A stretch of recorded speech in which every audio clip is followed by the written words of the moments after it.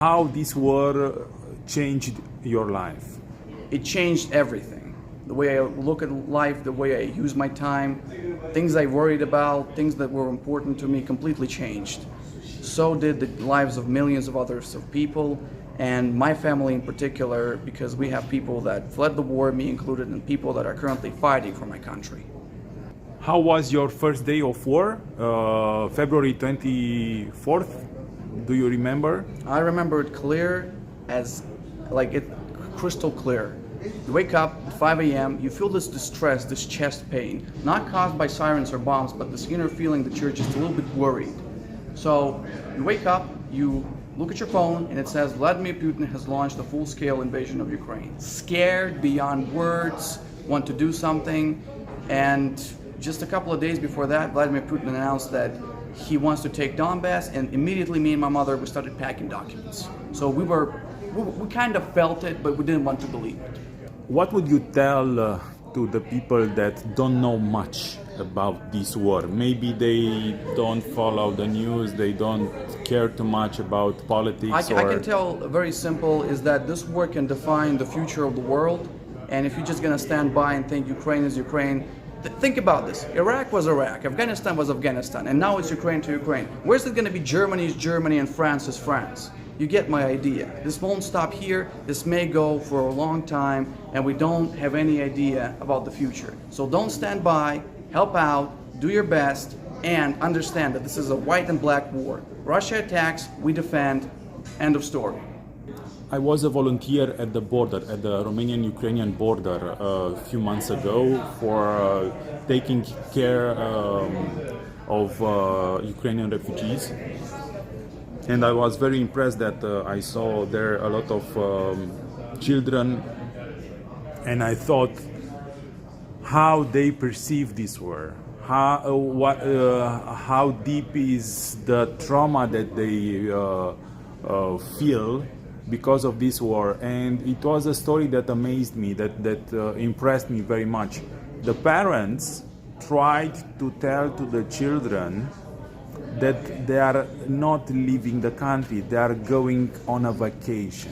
I will answer. There's this fantastic film by Italian director Roberto Benigni. It's called Life is Beautiful, and it's about people in Nazi occupation, and it's the same thing with us. You don't want to traumatize your children. You just want to tell them that it's a vacation, it's a fairy tale. People don't die, they turn into fairies. Because if you traumatize your children right now, there's a chance that they will never be able to adjust to a normal society. Hell, I might even say a lot of adult people after this war will just need a lot of time to adjust. So if your child is exposed to warfare, wait a little bit. Tell them a white lie to make it just sound a bit better. It's for their own good.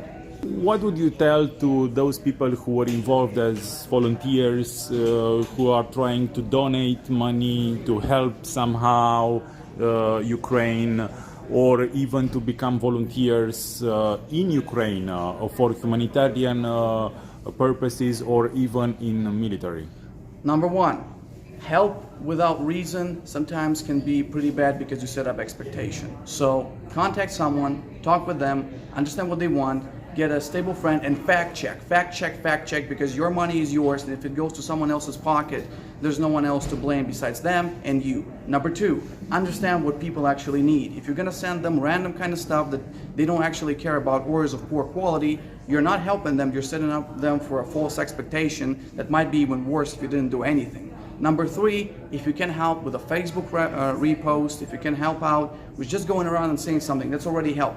Don't be guilty that you're not Superman. We're not Superman, we're just regular people. If we can help, we help. We help to the extent of our, abilities.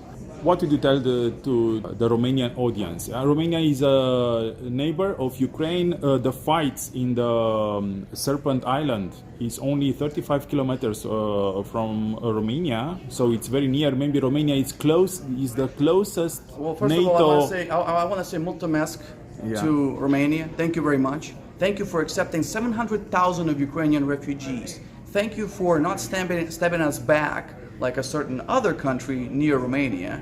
Thank you for supporting us and understanding us. Thank you for being a good neighbor that understands the trouble. Thank you for guessing and understanding that we're not the aggressors, that we're not misguided people. Thank you for understanding that Ukrainian people just want independence. We had a lot of history back then. Imperial, colonial history, Ukrainian territories in disputes between Romania and Ukraine. But there's nothing like that. You're part of the European family, and we want to be part of European family. We're basically family. Because you know what? If we have a brother that wants us dead, we might as well be orphans. Because we might as well have better friends like you who wish us well, rather than have somebody that actually attacks us and claims to be a relative of ours, our brother.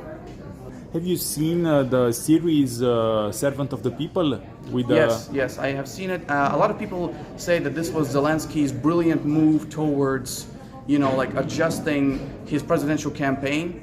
You have to separate facts from fictions. Yes, Zelensky is objectively a very good president for the Ukraine right now. But we also have to understand that there's the actor and then there's the person. And if you ever seen Ronald Reagan, you know the line blends very well. So believe the president, but always question him. Understand your government, but always question it. Support your people, but question them. Understand the realities of the situation, but be aware of the consequences that it can bring to you, both negative and positives. Be aware, be on alert. Don't trust people just because you like them. Trust them because they are right.